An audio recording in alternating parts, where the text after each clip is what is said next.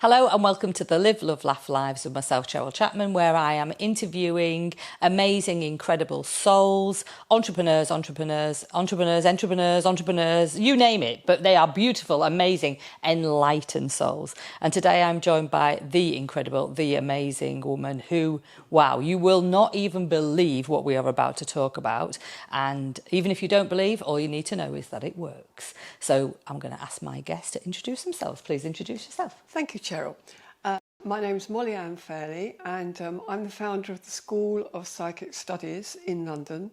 And that school has been going well over 20 years. And the kind of things we teach are intuition, psychic development, tarot.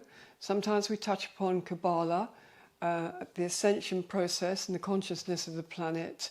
I'm trying to think what else is there. Oh yeah, spiritual weight loss, which is what we're going to be talking about today. And you think, oh, Molly, why on earth are we talking about spiritual weight loss in a psychic school that's teaching all the other things? Yeah, so really, really interesting. So I first came across Molly when I was doing some work with her to help her to get this concept out there. And of course, straight away I was like, oh, hello, I think you might have a client. Because I have been, I suppose, struggling with my weight for a little while. Although I've always said to myself, I'm all right. I don't feel bad about it. It's just who I am. And Molly straight away said to me, you know, people who say, women specifically, who say they're happy with their weight are lying. And I was like, oh no, she's found me out. So obviously, we know about psychic. People have heard about psychic experiences. You know, you do a lot of different, things in your school. So let's explore some of the things that people may have talked about before or may be aware of. And then we can talk a little bit more about the slimming, the psychic slimming. So tarot cards, I think pretty much people recognise that tarot cards are in the world. What's the common misconceptions, do you think? Right, that's a really good question. The common misconception about tarot cards is that they're occultish. Well, of course they are, but occult means unseen energy. That's all it means. Okay. It doesn't mean anything witchcraft. Yeah. They are associated with witches, and they're associated with medieval beatings and persecutions and goodness knows what else. But people don't know the actual history. What actually happened was the Christians persecuted those people beforehand. I'm trying to think of the people, the Druids. Yeah. And so it was the other way round. The persecutions were going the other way round, and that black association is a terrible shame because the tarot cards are very, very clever. They're very wise, and they can give you or give me the answer to lots of different questions if I'm searching and I can't find it psychically. Very wise things. And do people always think like it's something to do with their past when they look at the tarot? What with the weight loss or other? Well, just generally, like if they've got a problem and they're... Because, I mean, would it be fair to say that people don't come to have the tarot cards read unless they know that there's something they want to try and fix or make better? Actually, it's not actually true. Okay. People come to get their tarot cards read because they want a fairy tale romance told to them coming out of these magical cards about the knight in shiny armour, if they're single, about, I don't know, money coming in if they're broke. They want somebody to tell them, they want the cards to tell them, and it's all going to be fantastic. And I find that is more likely to happen. If people come for problems, they're asking me, questions like, unbelievable questions actually, surprising questions. Is my mum going to die within the next 2 months? Wow. And I used to get shocked by these kind of questions, but then I learned that somebody would not ask that question unless maybe the mother had been hanging on 11 years in an old person's home, and it was a necessary question. So it's right across the board, but they want the silver lining. Yeah, that's really interesting. Yeah, and so true. I know when I've definitely been asking questions like that. I did some training with you one Sunday. You invited me to come and watch the training, which was really, really lovely. And I remember the first lady. I think she was European, but she was in Spain, and her cards were being turned over. And I've been introduced to tarot in a number of ways. And I want you to imagine this. So the cards are being turned over, and normally, you'd see a card, and if you know a little bit about cards, you'd be like, oh, that's not very. It's not necessarily a positive card there. And so the cards get turned over. But the people who normally do tarot will go, oh, yes, that's fine. Molly's like, oh, that's not a very good card. And then the other one came out and it was like, oh, they're not very good cards at all today, are they? And I was like, oh, my gosh, what's she going to do with this? But, of course, Molly, in her own unique way, you have a process. You're just saying how it is, aren't you? Well, I also have an added extra here, in as much as I'm extremely psychic. I couldn't run a psychic school if I wasn't. And I've also been given a phenomenal gift of healing, and it is very, very powerful. I don't think it's anything to do with me. It's some kind of energy that flows through into the person. So if I see what other people would consider to be awful cards, I'm not deterred by them, because I just say, look, I can see a lot of disruption and a lot of insecurity here. And then I will tell them about where that insecurity comes from and release it. Yeah, and then you heal it. So, and then if you did the reading again, it would be very different. Yeah, it's interesting. Yeah. So we know about tarot a little bit. Thank you for explaining a little bit more. And also your take on it, which is what I love, Molly, because you're like, so different from other people that I've met in that field. And obviously intuition, and you've talked about, ascension and all the other things. But let's talk specifically about the psychic slimming, because when you said it, I was like, oh, I'm intrigued. So how did this start? It started, in my case, with my mother having a terrible weight problem, my sister having a terrible weight problem. But then when I started to open up, I'm jumping a lot here so that I give you a very quick answer. When I started to open psychically myself, I had no idea what I was in store for. And I began to see these terrible, terrible visions and memories of people starving. Not just one, but hundreds of them. And then it became more than hundreds. And I knew that I was experiencing somewhere I'd been in the past where people had died from starvation. But moreover, I was having awful feelings of guilt, like I should have done something about it. And I remember thinking on one occasion, oh, I'm going back to sort this out. How does anybody think that? But it was something, a conclusion I came to. I think even in that past life, I said to somebody, if I ever get the opportunity to sort this out, I will. So I think it was a destiny. What am I to somebody like me who's 8 stone, 50 kilos, I think, the whole of my life. So what on earth am I doing dealing with weight loss? It doesn't make sense, does it? Yeah, and you dealt with a lot of different sort of losses, like losses of finances and people, etc. Yeah. So now when it comes to the psychic slimming, I think you did say to me once that you'd explored it once before and then you put it away, and now it's really sort of coming back strong now, isn't it? Yeah. So does it work for everybody? I suppose that's the question. No. No. No, I'd be hypocritical if I said it did. What does work is I can tell them to go somewhere else because I'm receiving that information from spirit, or be guided to suggest that they do something else. Somebody downstairs here was just asking me what was going on and why wasn't she losing weight. And I said, I'm getting the information that you need to see this particular man in London. He deals with the thyroid and the what's that word? We're talking about all the glandular system. Oh, right, yes. Endocrinology, I think it is. Well, and he's an expert, that's it.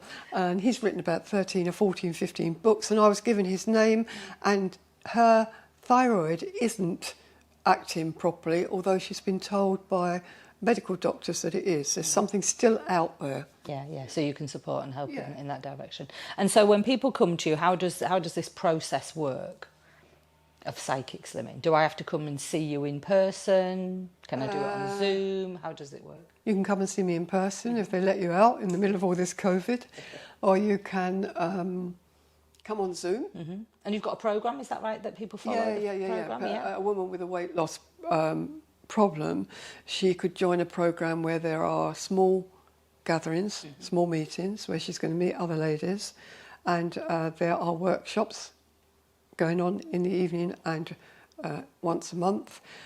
She'd also have one-to-one sessions with me.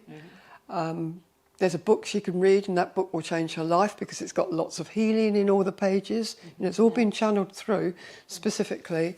There's a slimming journey on MP3, and we even wrote a song. So all the girls that have lost the weight were singing in this song. Yeah, and you've had some incredible stories. I mean, I know there's been lots and lots, but you've had stories in the papers, in magazines.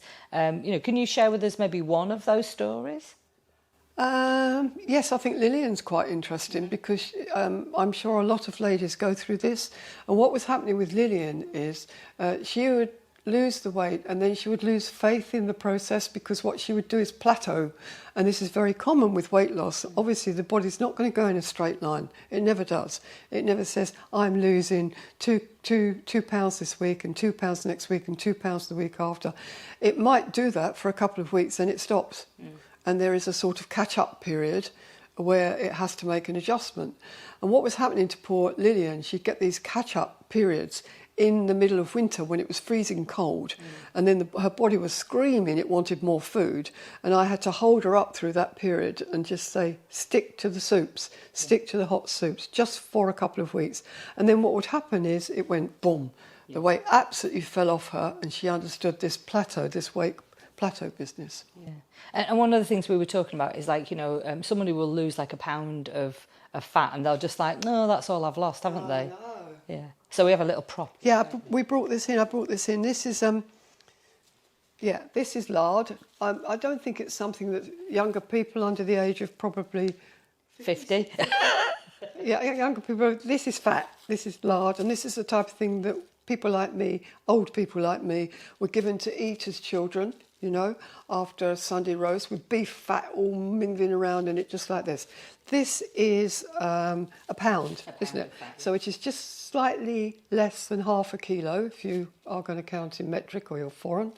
And this is a lot of weight. I mean, this is, if I threw it at you... Yeah, it's quite like, it's if hefty. it thud, you can hear it. It's quite heavy, yeah? It's heavy.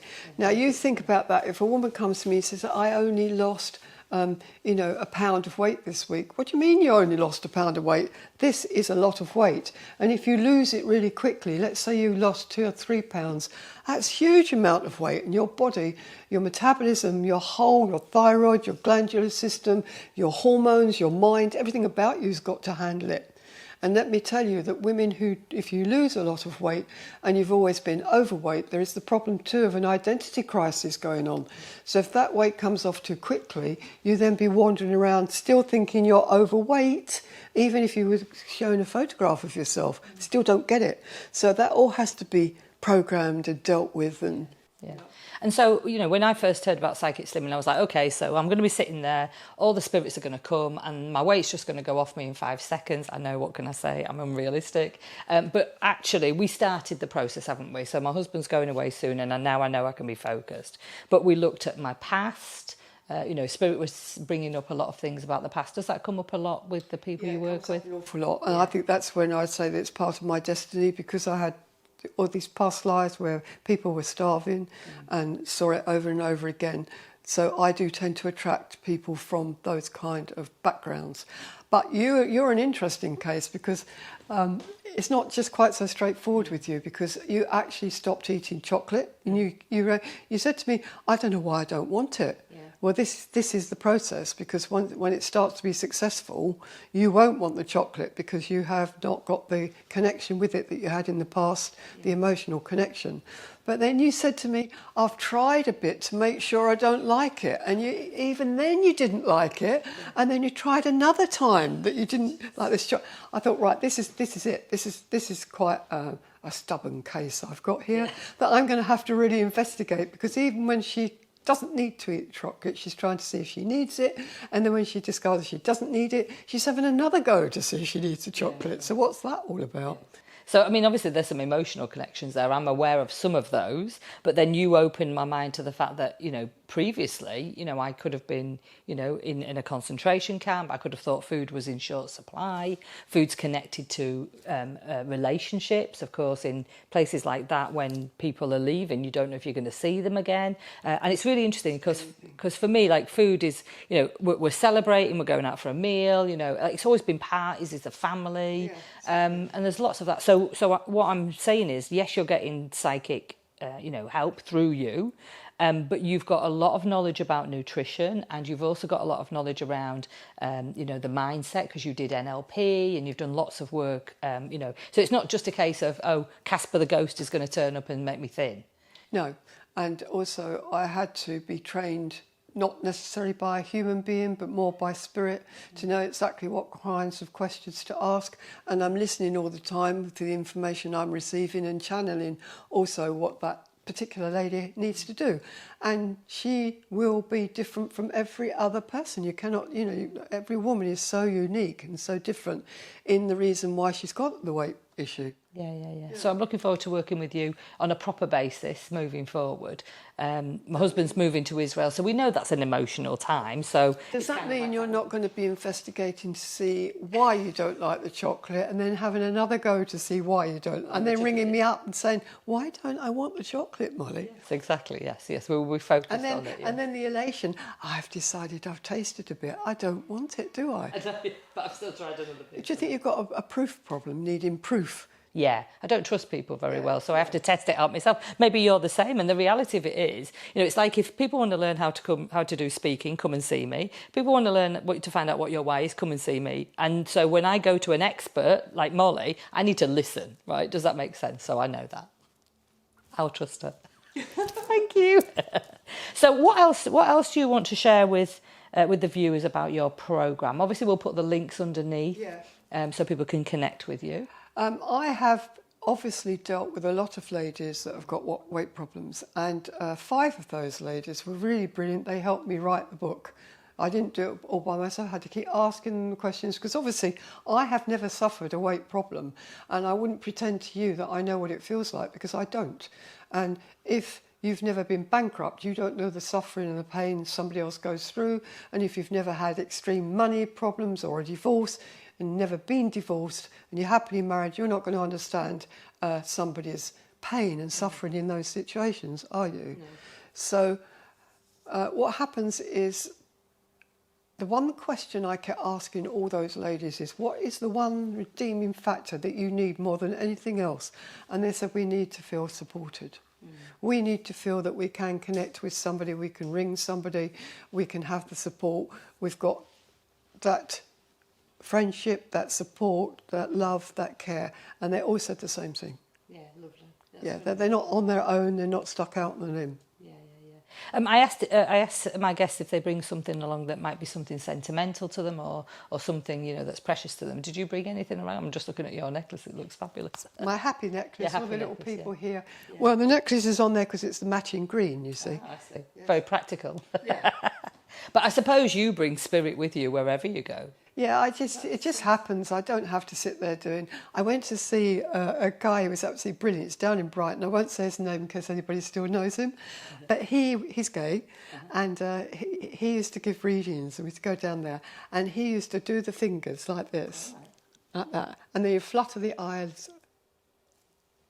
Like that. Spirit, are you with us? Come in, please. I want to know about Molly. And I looked at all this and I thought, oh my God, gee, what the hell's that all about? I don't do any of that. I look quite normal. I am normal. I do deal with a lot of odd stuff. Yes, let's be honest about this. Have been a bit eccentric. You have to be a bit eccentric to deal with the psychic school and all the phenomena that goes with it. But it's easy. The information just comes through, and it just comes through just like that. I have to watch it, because when I was sitting at the table downstairs, I was picking up on the people sitting there. Yeah. Do you ever get any quiet time then? Yeah, I make sure. Yeah. Can you kind of almost just turn? Yeah, because I'm not switched on at all the time. Yeah. Did you ever see ghosts then with Whoopi Goldberg? And entities and black energies and all that kind of crap. But that's gone now, because the energies on the planet are much lighter than they were. I dealt with things like curses years ago, about 16 or 17 years ago, and if a curse came in, it could smash a window. It was really heavy-duty stuff. So we had to be hardcore to be able to deal with this and raise this consciousness of the planet to the level it is now. Yeah, good. And so I want to say thank you so much for bringing your energy here today. And putting a smile on our face. I just love Molly's facial gestures when she's talking. You were telling me about, I heard you in a talk recently, you were talking about a guy who came to you because he wanted to get some money off his tax. He was worried about his tax.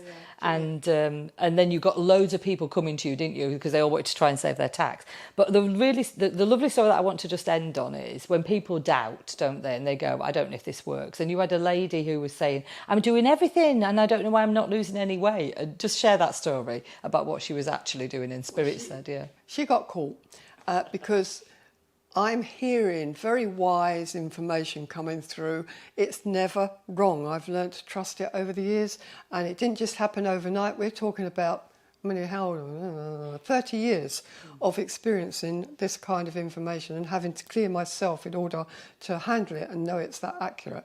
But this particular lady said, she said, well, it hasn't worked and I haven't lost any weight. And I said, oh, really? So I said, so you've been eating properly? Yes. She said, I haven't done anything at all, Molly, that could be misconstrued here. And Spirit said to me, hang on a minute. Well, they don't say hang on a minute, but they, give me the information. She's just had blackberry and apple crumble for lunch with a dob of cream and some custard. So it was very specific. It wasn't just anything else. It was this blackberry and apple. And I thought, now I've got with it. I said, well, then you won't mind my mentioning, I think her name was Martha or Matilda, it's beginning with an M, that you had that for lunch. She couldn't get over it. And I said, the silly thing about all you people that come to see me and try and pull the wool over my eyes, it's a complete waste of time because I know what's going on. I'm being told what's going on. And if you're sitting here denying it and paying me loads of money, which I don't mind, it's a bit silly, isn't it? Yeah. Brilliant. So a couple of things. Don't mess with Molly Ann Fairley. No, don't try to lie to Spirit. And if you want to lose some weight, if you want to feel better about, your body, then by all means come and connect with Molly. And for lots of other reasons as well. But the spiritual weight loss is our focus also, for today. If you don't mind hearing the truth. Yes. There's no messing with this woman, I can tell you right now from experience. So thank you, Molly. Thank you so much. Thank you for your time and for your energy. And for the viewers, remember to live, love and laugh every day. We'll see you soon. Take care. Bye-bye.